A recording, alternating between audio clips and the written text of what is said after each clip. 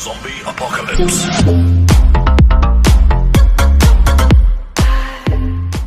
How's it going, everybody? This is Tabo Drapo. Hope you're having another great day, and welcome back to another video. We are continuing my rendition of Gamer Month, in which we celebrate 63 years since the release of the very first video game at this exact month. And for this one, it's going to be a random thoughts video, which in this series, I'll talk about whatever is on my mind, whether it's something interesting in the world, something personal that I want to talk about, or if I just want to rant about something. And so for this video, I'm going to be talking about GameStop. Now, at one point in time, GameStop used to be the hub of video game stores worldwide. It was the store where wherever there was a video game that you wanted, or it's retro or modern day, and you wanted a really good price, it had almost everything that you wanted. You can just go there, get your favorite games at a very good price, or new consoles as well, and you can just go home and go game all you want. It was really the mega hub for video game stores nationwide, and it was a place where you feel like a kid in the candy store. But lately, things have not been that way. So with that being said, I'm going to talk about 3 reasons why GameStop has lost relevance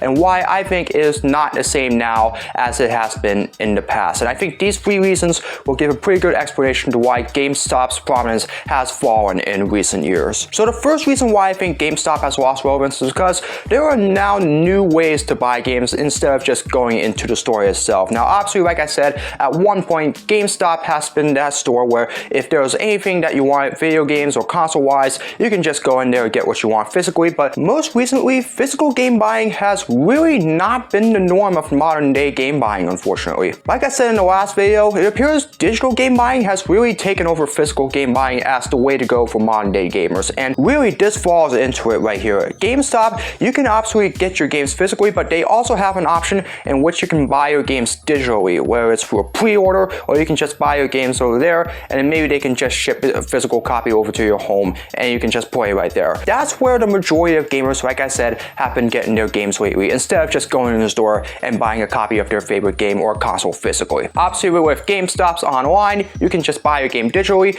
and it just immediately gets downloaded onto your console, so that way you can play it on your console, whether it's a PlayStation or an Xbox or a Nintendo. You can just play it right there. And not only that, GameStop has also had challenges on the online gaming industry, especially when it comes to PlayStation, Xbox, and Nintendo. All 3 of those stores obviously have started their own game stores online, and obviously now players can just go onto those game stores on their consoles and be able to buy their games digitally, and it just immediately gets downloaded onto their console, so they can just play it right away, no hassle whatsoever, no time to waste, and they can just go ahead and have a lot of fun. And it's starting to become a lot easier to be able to do that now instead of just going to GameStop and getting your games physically. And also with the rise of eBay as well, you'll be able to get some of your games there along with Amazon as well. And GameStop has really just lost quite a bit of relevance when it comes to being able to sell games physically at your own stores nationwide. And so that's really been a problem, unfortunately, because with GameStop, you really never know what they have in there, which can really keep you on your toes. But nowadays, it's really predictable what they have on there. And because of that, gamers just really don't want to go in there and spend a few bucks to be able to buy a game there in person. They feel like they really don't have time to get out of the house to be able to get it. And that's why they're now relying more to buying their games digitally, because it's a much safer and a much cheaper way to be able to get their games instead of just having to go to the store and pre-order it there to get a physical copy of it. And so I think that's something that GameStop's going to have to deal a little bit more of, obviously. You know, start with selling their games more digitally from now on, because it appears that's really going to be the way to go for modern day gamers in the next few years. And so that's really just one way where GameStop really needs to keep up when it comes to the times in video game buying. The second reason why I think GameStop has lost relevance is because of the prices of some of their consoles and their games. Now, there was a time, obviously, where, like I said, you could get some really good deals on some video games and video game consoles as well. At some point, you can probably get games somewhere maybe in the $29 to $39 range, and maybe consoles, while maybe expensive, somewhere around $200, $300, somewhere around like that. Those will be some pretty good deals where you can get games and consoles from GameStop. Not as of recently though. As we all know, modern day video games are becoming more and more expensive. At one point last year, it was $60 to be able to get a video game, or $59.99 to be able to get a new game that has just been released, especially exclusives for the PlayStation and Xbox. Now it's up to $69.99 or $70, and that's something that gamers really do not like. In fact, a lot of games now that GameStop sells is almost around the $60 to $70 mark as well, and there are some other games where absolutely they will be selling around like either $40 to $50, unfortunately. And because of that, some games at GameStop are just no longer affordable for gamers to buy there, unfortunately. And really the same can be said for consoles too, unfortunately. Like I said, new consoles is also very hard to be able to find some consoles there at a good price, especially if there's even any at all. Nowadays, new consoles, unfortunately, would be like around almost $400 or $500, maybe even way more than that, unfortunately. And you have to wait a very long time before the prices of those games and consoles end up going down. And really, it all just depends on the popularity of each of these consoles. Obviously, the PlayStation and Xbox consoles, especially Nintendo consoles, they are really going to remain popular for a very long time. So those prices could really fluctuate from time to time. But games, it really depends on how popular they are. And if they remain very popular, they are unfortunately going to stay high when it comes to those prices. And for some of those games that don't have a whole lot of money, they're not going to be able to afford to get those games. But if games are not very popular, or for some reason they start dying down, that's when the price is going to start to lower. But unfortunately, a lot of that time, it's really those games that unfortunately just aren't really doing a whole well and aren't very well known. And so gamers may not be interested in getting some of those games like that. And so really prices have been a major issue for GameStop. They've been trying to raise it, while eBay and a whole bunch of other stores, they may actually keep it at lower prices to be able to allow gamers to be able to get those games at an affordable price. So GameStop has really, I think, really struggled when it comes to being able to get the right prices to be able to sell those games, unfortunately. And I think in the near future, they're going to have to start lowering the prices as well. I feel like increasing the price to $70 was really a big mistake on their part. And I really think that dropping it down, maybe it's to somewhere around like $49.99 or $39.99 for new releases, I feel like that can definitely help bring some gamers back to be able to get new games, maybe even somewhere lower than that. And really the same can be said for consoles. But until then, unfortunately, as long as the inflation continues to go up, unfortunately, the prices of these new games and consoles, they're going to continue to go up as well. And I think the most important reason why GameStop has lost a lot of relevance lately, in this case being my third reason, is because there aren't a whole lot of good options there at GameStop anymore, whether it's through games or consoles with good prices. And the reason why I say that is because a lot of games nowadays, obviously, they're mostly just exclusives, or even, you know, just maybe Call of Duty or Battlefield, or just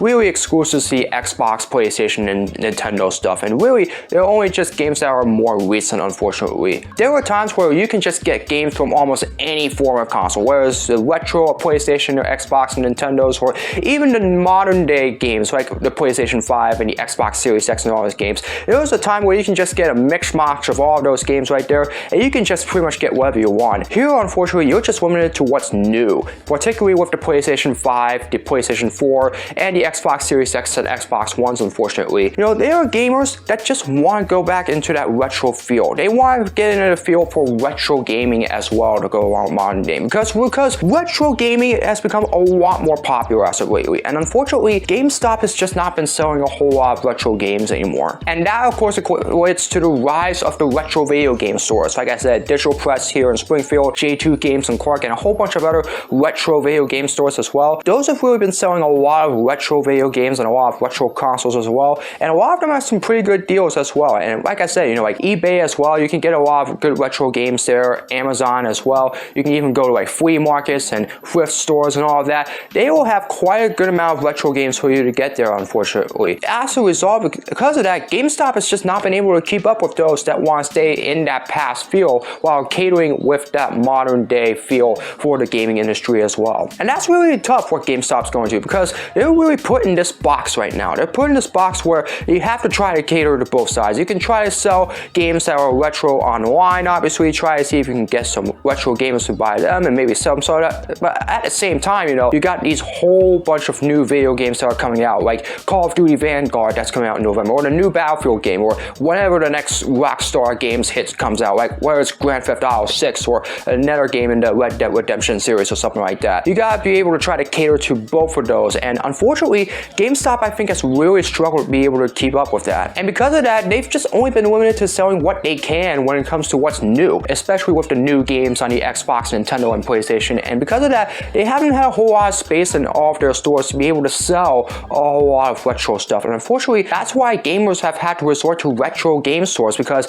they're now getting everything they want over there instead of unfortunately GameStop having to sell those as well and just being able to expand everywhere in video game stores, especially with retro and modern day gaming. I would like to see them sell with both the retro and the hardcore modern day gamers as well. I like to see like one half of GameStop stores, like one half of it will have all of the retro games, whereas the PlayStation, Xbox, Nintendo, or even some of the classics that aren't really selling a whole lot anymore, like the Segas and the Ataris and all of that stuff. And then the other half of the stores, they can have all the stuff for the modern day gamers, like the all new Call of Duties, the all new PlayStations, all new Xboxes and Nintendos. I would really like to see that in the near future, so that way gamers of both sides, the retro and the modern day gaming, they can go to GameStop and be able to just get whatever they want. Maybe even cross over a few times, maybe even go get some retro games and modern day games at the same time and just celebrate the gaming industry. But unfortunately, as long as things continue to stay the way they are at GameStop, I feel like it's going to be very hard to envision that happening at a GameStop store anytime soon. GameStop has been the mega hub for video game stores for a very long time. Like I said at the very beginning of this video, it was where you felt like a kid at a candy store when it came to getting video games or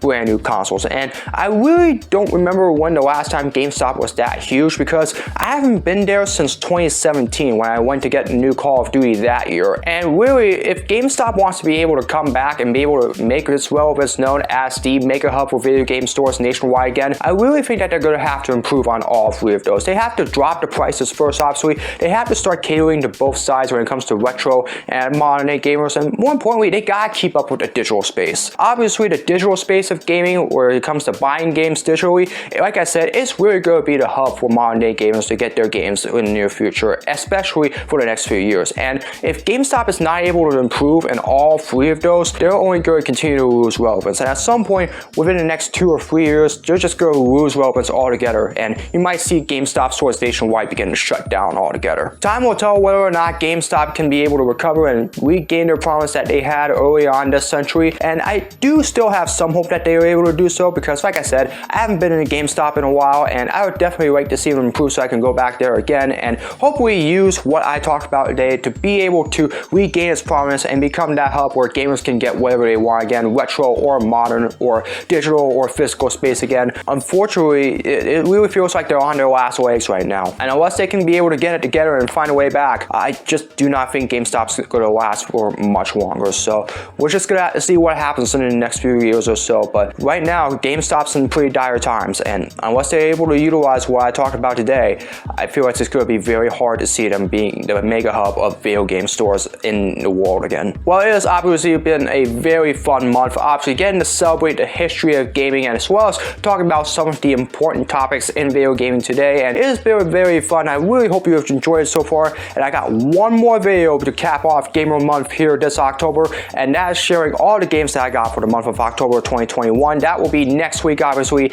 I cannot wait to share what I got to conclude my rendition of Gamer Month, and so I'm definitely looking forward to that video, and I hope you stick around next week because there are a lot of very good picks that I was able to find next week, and so I really hope you've enjoyed so far, and I cannot wait to put the cap on it next week. And with that, that is going to do it for another video. I hope you've all enjoyed it. As always, if you like this video, be sure to hit the like button, and as always, if you'd like to see more of my content, be sure to subscribe and hit the notification bell so you know when my latest video is released. As always, be sure to comment below for future suggestions for all my videos, whether it's vlogs, projects, or challenges, or video game content, you name it, leave it in the comments below and I'll do my best to make them. And as always, follow me on my social media, all the links are in the description below. That's going to do it for another video. Hope you're having another great day, and as always, I hope to see all of you again in another video very soon. So long, everybody.